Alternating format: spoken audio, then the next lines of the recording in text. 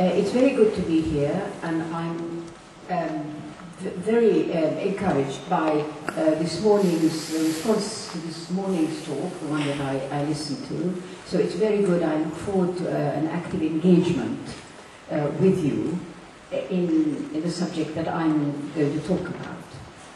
Now, it is not possible, given the events going on today and in this last week in Gaza, it is not possible to not feel overshadowed by those events. You know, as you may know, there are a number of protests today staged in different cities, one of which is London, and where people are demonstrating against this incredibly cruel siege against the people of Gaza. And of course, I don't have to tell you, because you've been reading it and seeing it, I'm sure, on your screens, how devastating is the humanitarian crisis in Gaza. But to my mind, terrible as all the statistics are about numbers dead, about the wounded who can't get to the hospital or can't even get out of Gaza for treatment, the starvation, etc.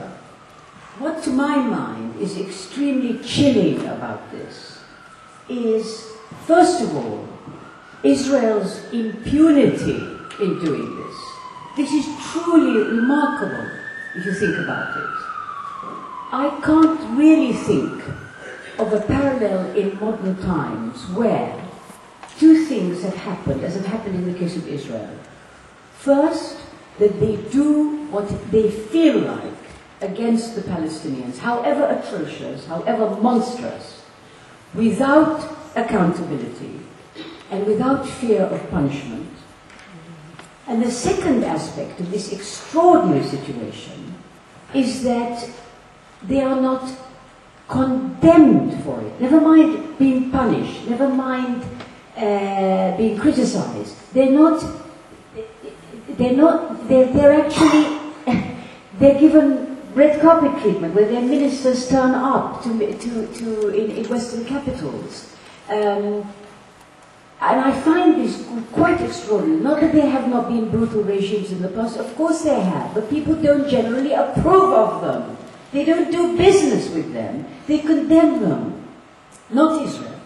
So this, I think, is the most worrying aspect of what's happening today in Gaza. If the Israelis can get away with this, what else can they get away with? Is there any limit to what they can get away with? And quite often, I tell you honestly, I often used to wonder why it is that Israel doesn't simply bulldoze, flatten the occupied territory, flatten Gaza. Who's to say no? Who's to object? It's really amazing that they are going through this with a relatively slow process of trying to bring about the end, the obliteration of Palestinian people, and it's being done at a relatively slow pace with different stages. So today we are very near the 60th anniversary of the creation of the State of Israel.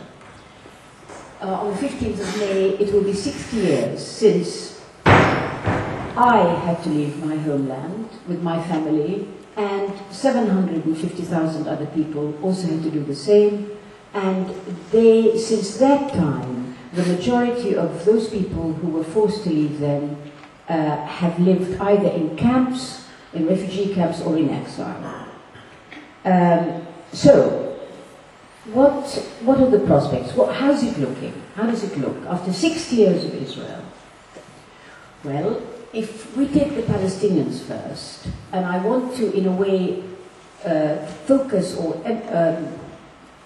put my remarks very much in the context of a Palestinian viewpoint, an Arab viewpoint of all these events.